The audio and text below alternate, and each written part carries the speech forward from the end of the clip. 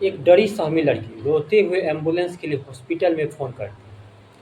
काफ़ी डरी होने से ठीक से उसके मुंह से आवाज़ भी नहीं निकली। अंकल मेरी माँ को बचा लो।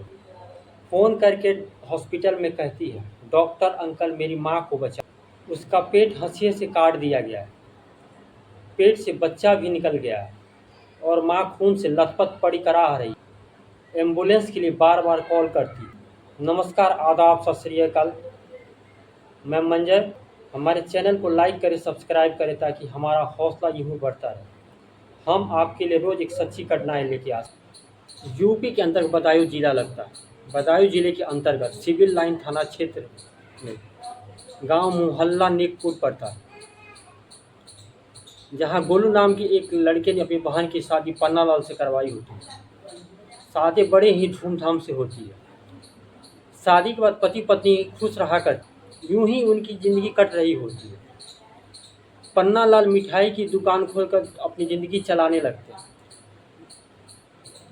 जिससे उनकी आमदनी होने लगती है। धीरे धीरे दुकान फेमस हो जाता है, दुकान बहुत बड़ा हो जाता है। दुकान पर ग्राहकों की भीड़ दिन पर दिन बढ़ने लगता है। अपनी पत्नी से पन्नालाल कहता है, मुझे एक बेटा चाहिए जो मेरे बाद मेरे दुकान को संभाल सके। मुझे एक वारिस की ज़रूरत है। पन्नालाल की पत्नी गर्भवती हो जाती है। पन्नालाल अपनी पत्नी से लड़का की उम्मीद लगाए रखता है। पति पत्नी को समझाती है कि बेटा और बेटी में क्या अंतर है। आज के ज़माने में बेटियां चांद पर जा चुकी हैं, बेटी हवाई जहाज़ चलाती है। हमारे देश की पहली महिला प्रधानमंत्री इंदिरा गांधी ही थी।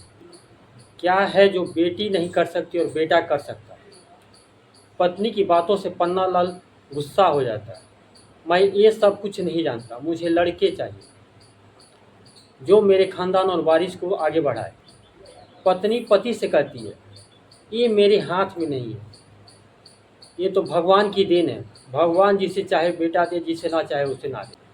पन्नालाल कहता है, मैं ये सब कुछ नहीं जानता, मुझे लड़का चाहिए जो मेरे खानदान और मेरे वारिस को आगे बढ़ाए। पत्नी पति से कहती है, ये मेरे हाथ में नहीं है, ये तो भगवान की देन है। भगवान जिसे चाहे बेटा दे, भगवान जिसे चाहे बेटी दे। पत्नी फिर दूसरी लड़की को जन्म देती। पत्नी एक लड़की को जन्म देती है। पन्नालाल सोचता है, चलो पहली संतान है, लड़की हो या लड़का क्या फ़र्क पड़ता है।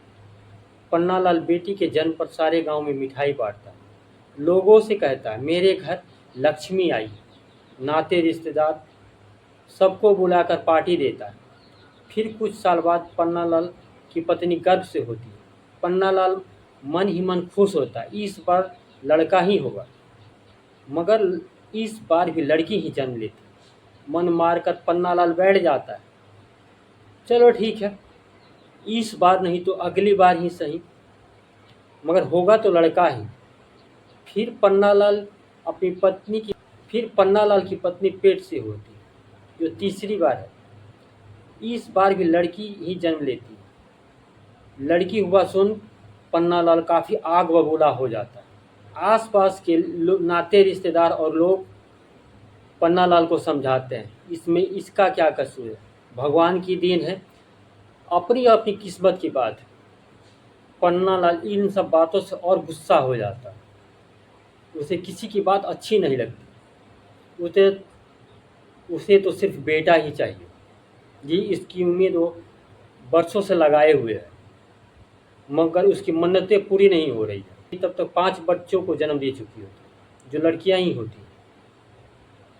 पन्नालाल अपनी पत्नी से लड़की की उम्मीद को लगा रखा है। बेटी की चाह में इस कदर व्याकुल होता है कि अपनी पत्नी से ठीक से बात भी नहीं करता, उनकी शक्ल भी देखना नहीं चाहता। गांव वाले कहते हैं, तुम्हारी पति तुम्हें वारिस नहीं दे सकती जो तुम्हारा नाम आगे बढ़ाए। गांव वालों की बातें उसे कांटों की तरह चुभती है। दिल में बेटी की चाह लगाए रखा, बेटी की चाह में दरगाह पर चादर से लेकर मंदिर तक माथा टेकता है, मगर उसकी मुरादें कहीं पूरी नहीं होती। लड़की को लेकर अक्सर घर में झगड़ा होता रहता है। पत्नी कहती है, मेरे हाथ में क्या है जो मैं आपको दे दूं। पन्नालाल पत्नी की बात ना ही सुनने को तैयार होता है, ना कुछ समझने को तैयार। गांव वाले अक्सर ताने मारते हैं, ये भी बेटा पैदा नहीं कर सकता। गांव वालों की भड़ास पत्नी पर आकर निकालता है। तुम लड़की ही पैदा कर सकती हो, एक लड़का पैदा नहीं कर सकती। 30 साल की उम्र में पन्नालाल की पत्नी एक बार फिर गर्भवती होती है। इस बार उसका छठा गर्भ होता है। इस बार उसे अपनी पत्नी पर विश्वास नहीं होता।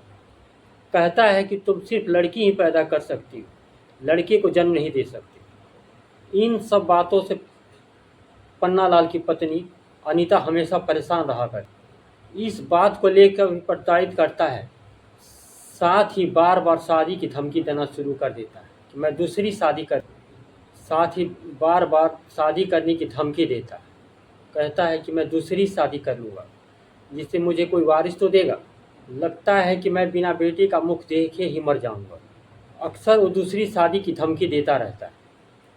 पन्नालाल की पत्नी अनीता जो 8 माह की गर्भ से होती है, इसी दौरान पन्नालाल शराब पीकर एक दिन घर आता है। अनीता से लड़ाई करने लगता है।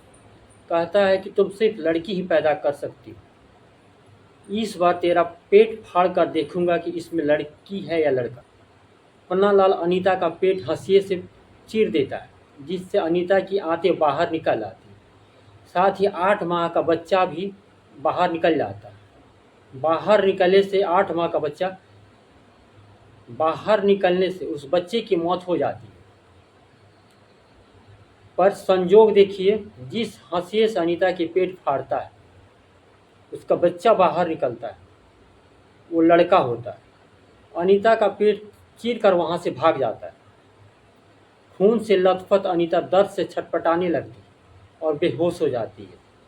निर्मला जो अनीता की पहली बेटी है, हॉस्पिटल फ़ोन करके एम्बुलेंस बुलाती है, हॉस्पिटल ले जाती है, वहाँ उसका इलाज करवाती है। अपने मामा गोलू को फ़ोन करती है, जो आकर वहाँ ले जाकर उसका इलाज करवाती है। और बच्चा मर चुका होता है।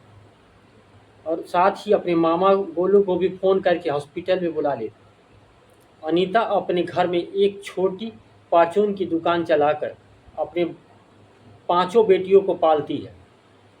अनीता ने पुलिस को बताया कि बेटी के चाह में हंसिए से उसके पति ने उसका पेट फाड़ दिया, जिससे उसका बच्चा भी मरा निकला। वो बच्चा लड़का था। अनीता बताती है, पन्नालाल थोड़ी सी सब्र रखता तो एक बेटे का बाप होता। पुत्र की चाहत में वो अपनी सारी संयम खो चुका था। जिस बच्चे के लिए उसने इतनी मन्नतें दरगाह और मंदिर तक, उसी बच्चे को हंसिए से काट कर बाहर निकाल दिया। अनीता बताती है, थोड़ी सी संयम और पुत्र की चाह पूरी हो जाती, क्योंकि जिस बच्चे को हंसिए से मारा था वो लड़का ही था। बेटी की चाह में इस कदर व्याकुल था कि उसे ना आगे दिखता था ना पीछे दिखता था। बेटी की चाह ने उसे पागल बना रखा था। गांव के ताने और समाज के तानों से वो इस कदर व्याकुल हो गया था, जो उसे अपने बच्चे का ही हत्या कर दिया। पन्नालाल 2 साल तक जेल में रहा। फिर जमानत से छूटकर वापस आता तो कचहरी के सामने फिर से एक छोटी सी होटल चलाता है। फैसले आने के बाद उसे जेल भेज दिया जाता है, जिसमें उसे उम्र कैद की सज़ा होती है। पन्नालाल को एक बेटी की चाहत ने कहाँ से कहाँ पहुँचा दिया। आज के ज़माने में भी ऐसा हो सकता है। आज बेटियां क्या नहीं कर सकती जो बेटे नहीं कर सकते। आज बेटियां क्या नहीं कर सकती जो बेटे कर सकते।